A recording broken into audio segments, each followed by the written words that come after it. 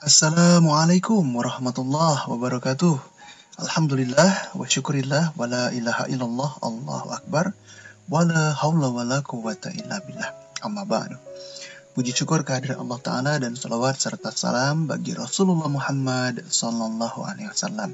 Selamat datang di channel Hari Akademisi, channel yang didedikasikan untuk metode pembelajaran repetitif. Dan kali ini sahabat kampus ada di video pembelajaran advokasi ekonomi syariah atau sengketa ekonomi syariah. Pada kesempatan ini kita akan membahas tentang pengantar advokasi ekonomi syariah dan jenis-jenis kegiatan ekonomi syariah. Sesuai dengan judulnya advokasi ekonomi syariah, maka lebih dahulu kita harus memahami pengertian dari advokasi atau advokat.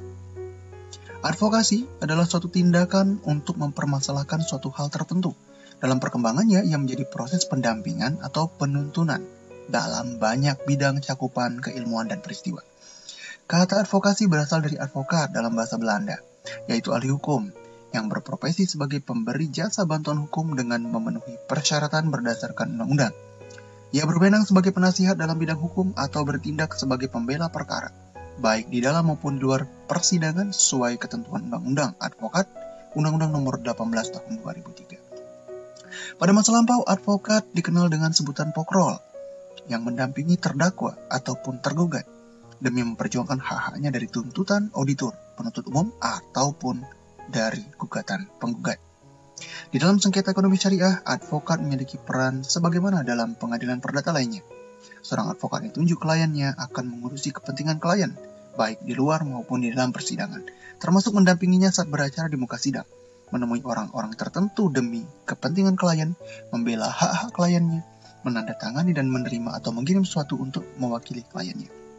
Nah, seorang advokat dalam bidang ekonomi syariah dituntut memahami hal-hal seputar hukum ekonomi Islam. Untuk itulah diperlukan pengetahuan yang memadai mengenai hukum ekonomi syariah. Salah satu bentuk pengetahuan yang memadai itu adalah mengetahui bentuk-bentuk transaksi ekonomi syariah. Nah, poin B ini menjadi bekal awal bagi kita bahwa kita harus memahami ada beberapa macam akad yang terjadi dalam transaksi ekonomi syariah. Yang pertama, A. Transaksi berbasis jual beli atau murabahah. Ada juga transaksi berbasis sewa-menyewa, ijarah. Ada transaksi berbasis kemitraan, mudharabah, dengan segala bentuk derivasinya.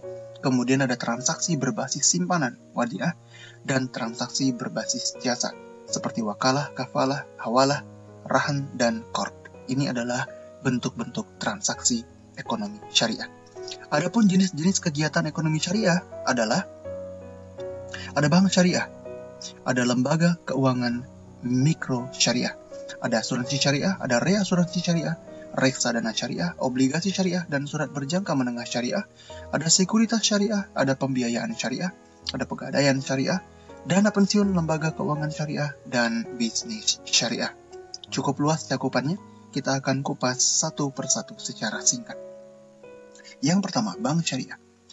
Bank syariah ialah bank yang beroperasi sesuai dengan prinsip-prinsip syariah, ketentuan-ketentuan syariat Islam.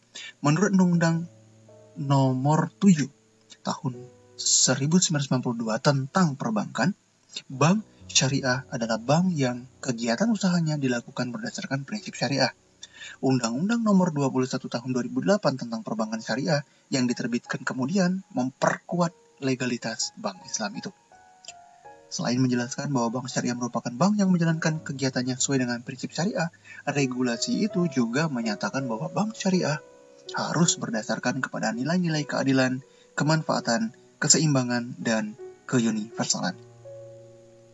Kegiatan usaha bank Islam pada dasarnya serupa dengan bank konvensional, di mana aktivitasnya meliputi 3 aspek: menghimpun dana, menyalurkan dana, dan aspek pelayanan jasa perbankan lainnya.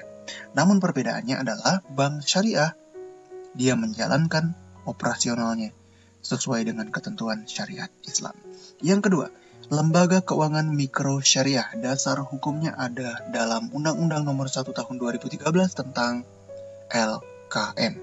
Berdasarkan pasal 1 ayat 1, LKM adalah lembaga keuangan yang khusus didirikan untuk memberikan jasa pengembangan usaha dan pemberdayaan masyarakat. baik melalui pinjaman atau pembiayaan dalam usaha skala mikro kepada anggota dan masyarakat, pengelolaan simpanan maupun pemberian jasa konsultasi, pengembangan usaha yang tidak semata-mata mencari keuntungan. Disebut demikian karena LKM berorientasi pada tujuan sosial yang kegiatannya lebih bersifat community development, seperti pengelolaan simpanan maupun pemberian jasa konsultasi, berupa jasa pengembangan atau pemberdayaan, baik melalui pinjaman ataupun pembiayaan dalam usaha skala mikro kepada anggotanya dan kepada masyarakat luas. Kemudian yang ketiga ada asuransi syariah. Ini cukup familiar, asuransi syariah. Ya.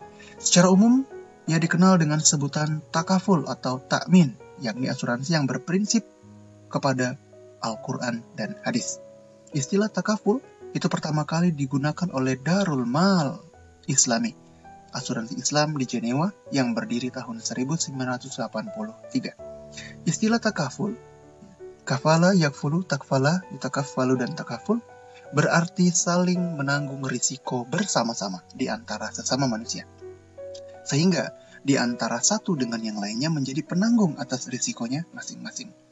Persamaan antara asuransi syariah dengan asuransi konvensional adalah hanya sebagai fasilitator hubungan struktural antara penyetor premi, penanggung, dengan peserta tertanggung. Nah, prinsip takaful adalah saling bertanggung jawab, saling bekerja sama, saling melindungi penderitaan, dan menghindari gharar, maisir, dan riba. Nah, inilah yang menjadi pembeda antara asuransi syariah dengan asuransi konvensional. Kalau asuransi konvensional, perusahaan adalah penanggung tunggal atas semua risiko yang terjadi. Kemudian yang keempat ada reasuransi syariah. Reasuransi syariah adalah suatu bentuk usaha pemberian kuasa dari peserta kepada perusahaan asuransi untuk mengelola dana peserta dengan sistem pemberian ujrah atau upah. Menurut Undang-Undang Nomor 40 Tahun 2014 tentang perasuransian pasal 1 angka 7 dinyatakan bahwa reasuransi syariah adalah usaha jasa pertanggungan ulang terhadap risiko yang dihadapi oleh perusahaan asuransi, perusahaan penjaminan, atau perusahaan reasuransi lainnya. Kemudian yang kelima, ada reksadana syariah. Reksadana adalah suatu wadah yang digunakan untuk menghimpun dana dari masyarakat pemodal untuk selanjutnya diinvestasikan dalam portofolio efek oleh manajer investasi yang telah mendapat izin dari Bapepam. Reksadana dapat terdiri dari berbagai macam instrumen surat berharga seperti saham, obligasi, instrumen pasar uang, atau gabungan antara instrumen-instrumen tersebut. Sebuah reksadana merupakan hubungan trilateral yang melibatkan beberapa pihak yang terkait dengan kontrak, yaitu pemilik modal, manajer investasi, dan bank yang ditunjuk atau bank kustodian. Adapun portofolio efek adalah kumpulan sekuritas, surat berharga, efek, atau instrumen yang dikelola.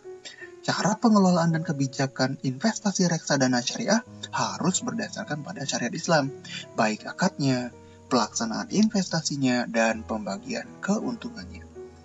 Kemudian, yang keenam, obligasi dan surat berjangka menengah syariah. Obligasi syariah adalah suatu surat berharga jangka panjang berdasarkan prinsip syariah yang dikeluarkan emiten kepada pemegang obligasi syariah. Ia mewajibkan emiten untuk membayar pendapatan kepada pemegang obligasi syariah berupa bagi hasil, serta membayar kembali dana obligasi pada saat jatuh tempo. Obligasi syariah diatur dalam Fatwa Dewan Syariah Nasional Majelis Ulama Indonesia nomor 32 tahun 2002 yang meliputi akad yang digunakan dalam penerbitan obligasi syariah antara lain Mudharabah Musyarakah, Murabahah, Salam, Istisna, dan Ijarah. Jenis usaha yang dilakukan oleh emiten tidak boleh bertentangan dengan syariat Islam dengan memperhatikan substansi Fatwa Dewan Syariah Nasional Majelis Ulama Indonesia nomor 20 tahun 2001. Yang ketujuh ada sekuritas syariah. Sekuritas syariah adalah suatu bentuk kepemilikan berupa secari kertas, bukti kepemilikan untuk mendapatkan bagian dari suatu kekayaan ataupun prospek atas perusahaan yang menerbitkan sekuritas itu. Dan juga apapun kondisi yang bisa melaksanakan hak tersebut berdasarkan prinsip-prinsip syariah.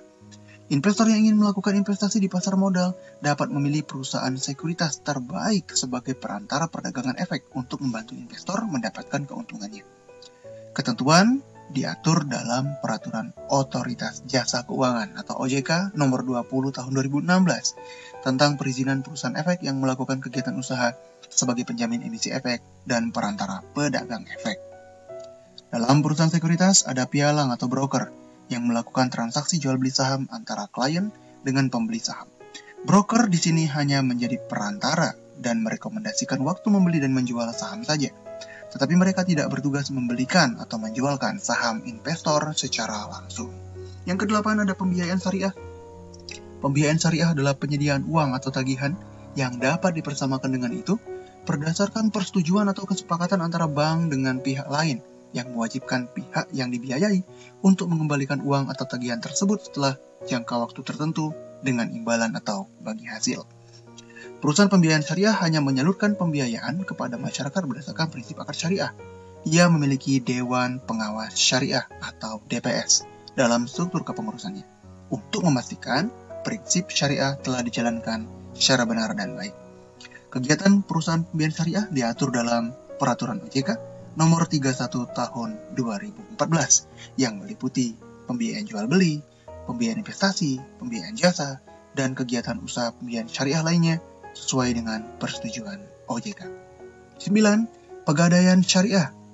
Pegadaian syariah adalah perjanjian atau akad utang piutang dengan menjadikan harta sebagai kepercayaan atau penguat hukum yang akan memberi pinjaman berhak menjual barang yang digadaikan itu pada saat ia menuntut haknya. Gadai atau rahan dimaknai sebagai agunan. Rahan merupakan perjanjian penyerahan barang untuk menjadi agunan atau barang jaminan bagi pelunasan fasilitas pembiayaan yang diberikan oleh bank atau kreditur. Untuk menaungi kegiatan gadai tersebut, ditunjuk sebuah lembaga bernama Pegadaian Syariah. Dasar hukumnya ada dalam Fatwa Dewan Syariah Nasional, Majelis Ulama Indonesia nomor 25 dan 26 tahun 2002 masing-masing tentang rahan dan rahan emas.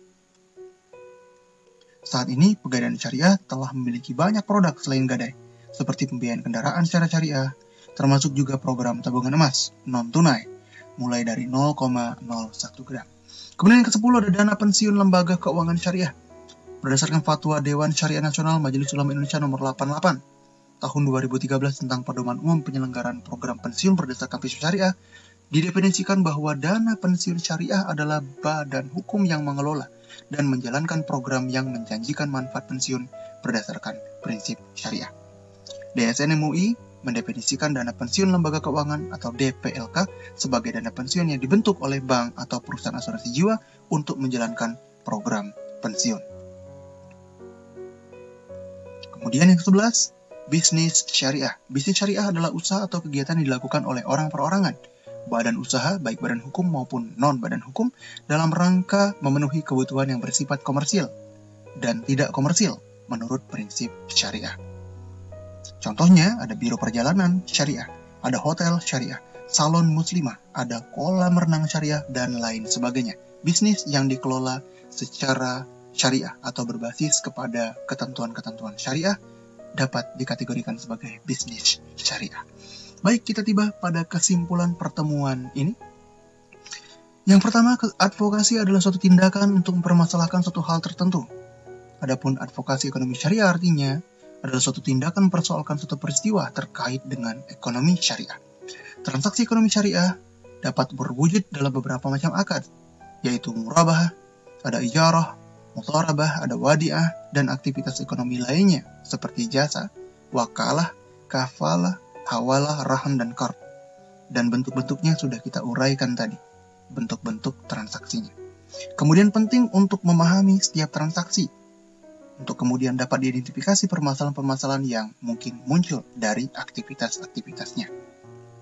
Itu adalah kesimpulan yang dapat kita petik dalam pertemuan ini. Mudah-mudahan apa yang saya sampaikan bermanfaat untuk kita semua. Atas keterbatasannya, saya mohon maaf. Terima kasih atas perhatian sahabat kampus semua. Sampai ketemu lagi di video berikutnya. Wabillahi taufiq wal hidayah. Assalamualaikum warahmatullahi wabarakatuh.